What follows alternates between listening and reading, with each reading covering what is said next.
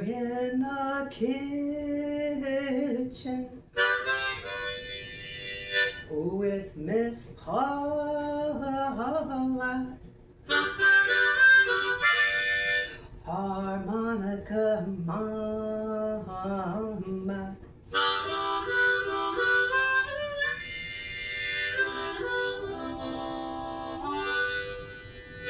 Well, good evening, good afternoon.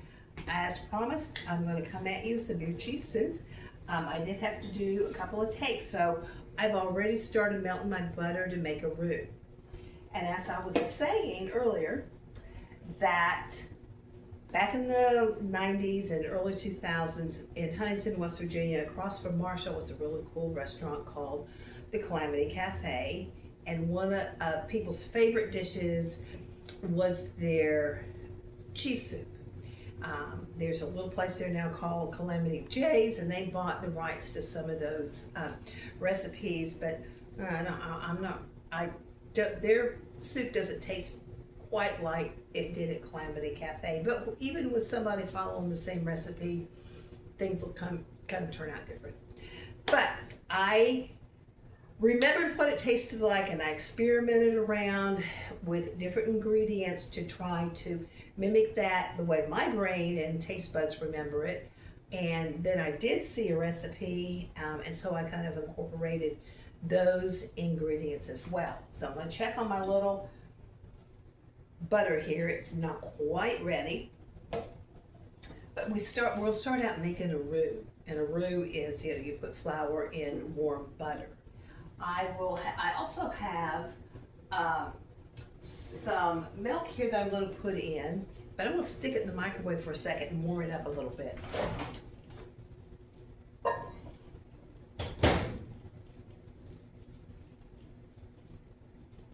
About 20 seconds.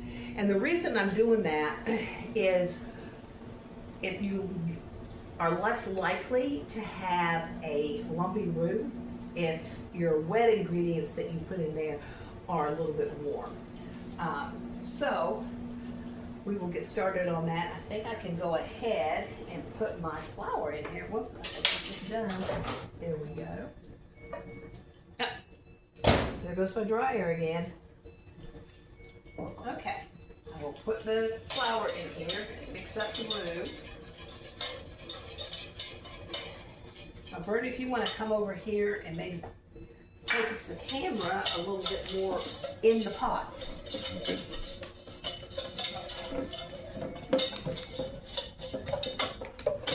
And you see how that's just turning out really nice there.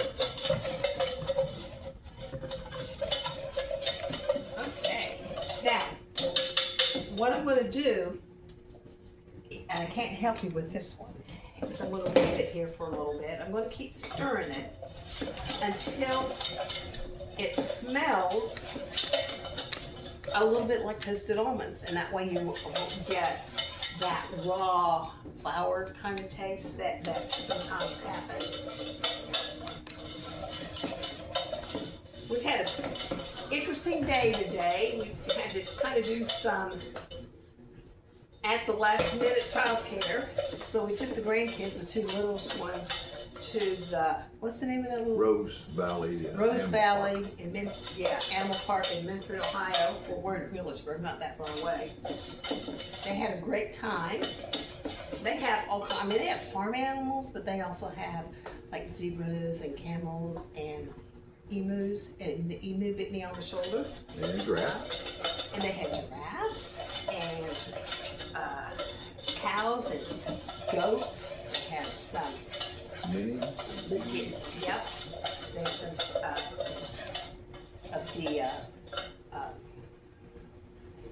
big feather thing, peacocks.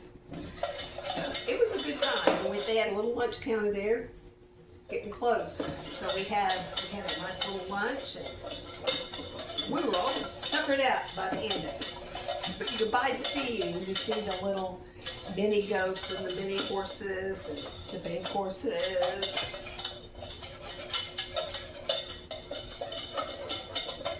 And they knew, I mean, they knew that people will feed them, because they see you coming down that aisle, and those little critters Give me food.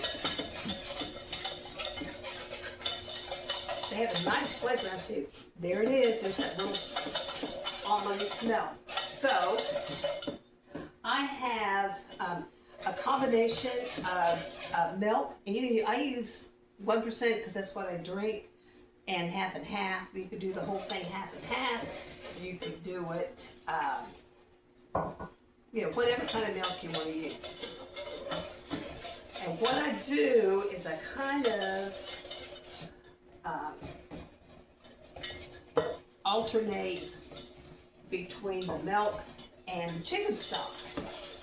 I'm going to grab my chicken stock over here, and I'm going to put a couple of cups in there, but that just kind of depends, again, sometimes on how humid it is and how things are going about how much you put in. Now this is homemade chicken stock. Usually when I get chicken, I buy a whole chicken, and I might pull the meat off and make chicken salad or something along that way, and then I just use the carcass and boil it down and make chicken stock. And I put it in a quart, do it about a quart at a time, and date it and put it in the freezer. All right, okay, let's get Bernie back over here so they can see what this looks like so far. Thank you. Okay, so this is what we're looking like so far, and what I'm going to do is I'm going to start putting some cheese in, and then just kind of alternate between the two. So I want this cheese to melt pretty well, and that's going to be well, the recipe calls for 2 to 3 cups, so we'll use 1 to 1.5 cups. I use grated sharp cheese.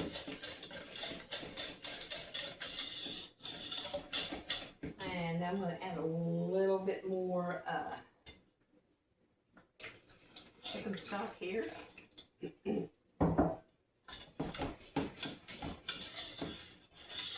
Well, back to the recipe. I always felt like I tasted beer in the recipe. But when they published the recipe, they swore up and down there wasn't any beer in it. There's beer in mine.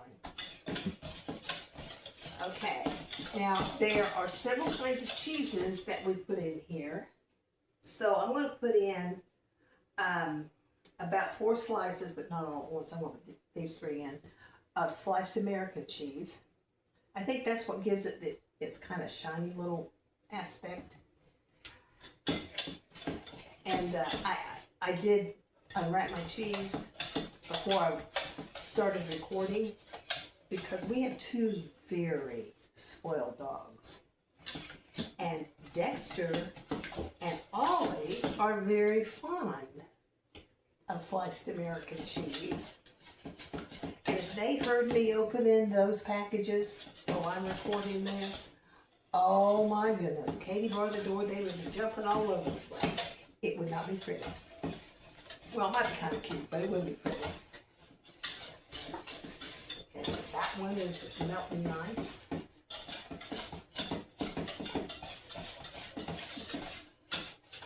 So I'm going to put in a little bit more of the milk in half and half.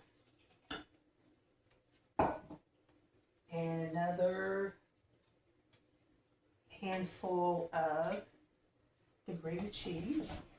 And you could use, if you don't like sharp cheese, you could use just regular cheese or mild cheese or medium cheese. Sometimes, depending on what I have, I've also used a little bit of extra sharp cheese in it.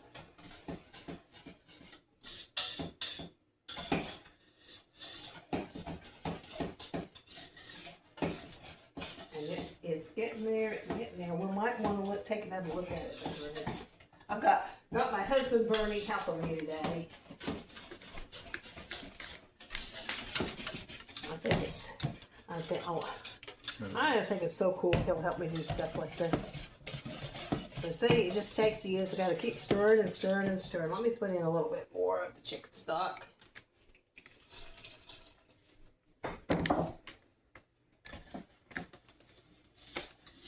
Alright. Oops, I splashed a little bit, didn't I?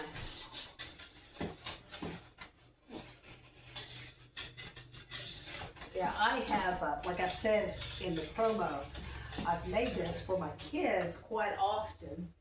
We need some of the, I also put in about a quarter of a cup, this will be about a quarter of a cup of Parmesan cheese. Now,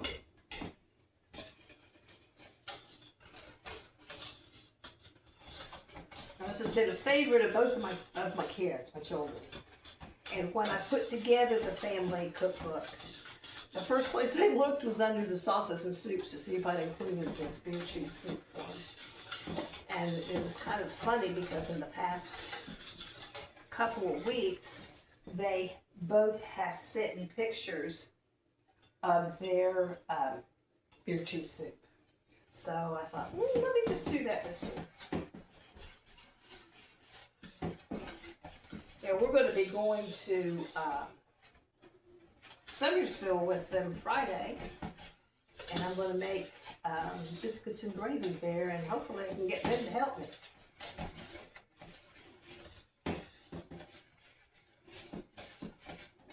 Okay, I'm going to just go ahead and put in the rest of this.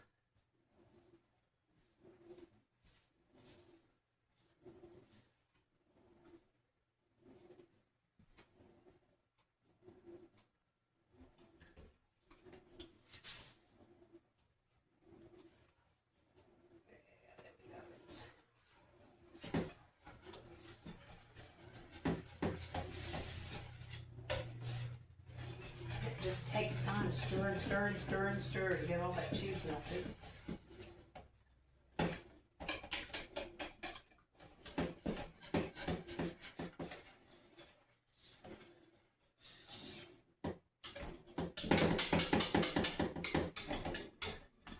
And I do need to put in the beer.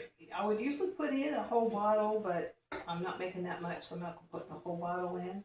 Bernie's just going to have to drink it.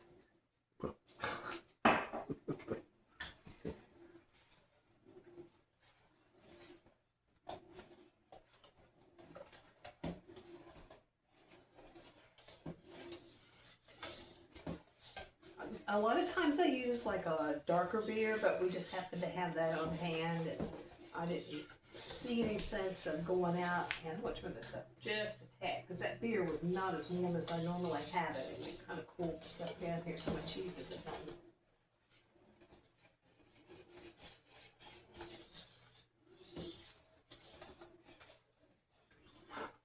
And one thing you always got to do is make sure you take time to taste stuff.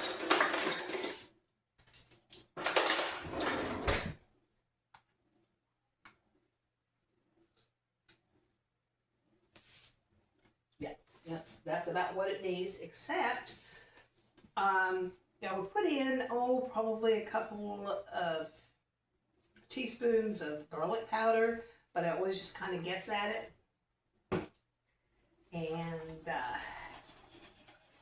I also need to put in some salt, and I like to use Lowry salt. It has just like that little bit of extra flavor. And then one of my favorite ingredients in anything, and this kind of gives it a little bit of depth, is the Worcestershire sauce. About a half a tablespoon, and I'm just going to eyeball it.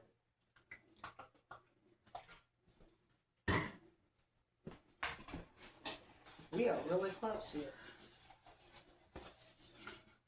There's still some cheese on the inside my whisk. We'll have to go on a whisk shopping spree sometime. I somehow managed to break or lose every whisk I had except this one. And normally I would use a whisk that isn't so close together.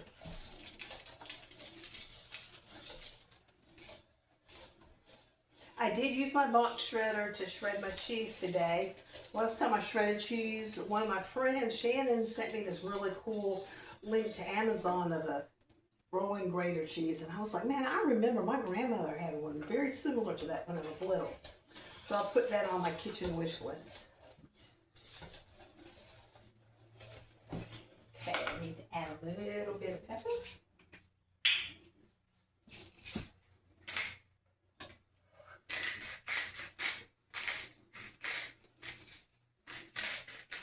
I hope this time this pepper didn't sneeze. A lot of times it does.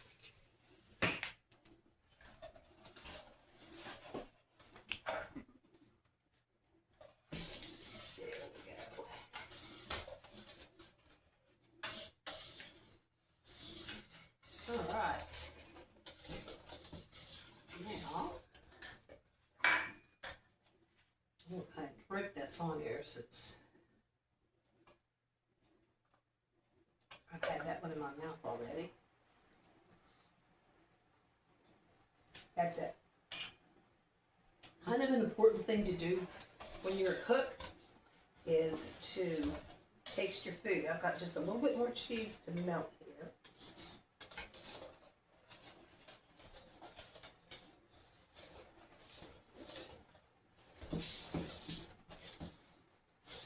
We're gonna grill up some more salmon tonight, and I think I'm gonna make a cucumber, onion, sour cream salad to go with it. So I need to get that going here in a little bit, and we'll do the rest of that meal for you all some other time. All right. So when I this is done. So when I serve this, can you hand me one of those square bowls back there? I meant to bring them over here. Where both? Square, no, they're right there on the counter, right by your right hand. Gotcha. Thank you, babe. There we are. I love that man to death. He does so much for me. Okay, so I'm going to dip it in this little square bowl.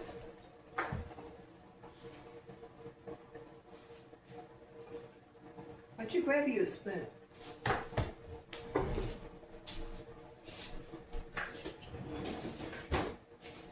And I like to garnish it with bacon bits and croutons. And I think you should come over here and taste it on camera. Oh, good. And let's get a shot of that.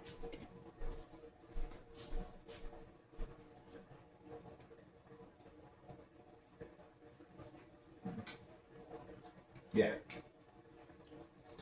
All right, very good. Okay. Excellent. Okay, well, you can put that one on the table, and then we can say goodbye. It's been great being with y'all again. I will see you next Wednesday, and we will be making biscuits and gravy. Bye-bye. See y'all later.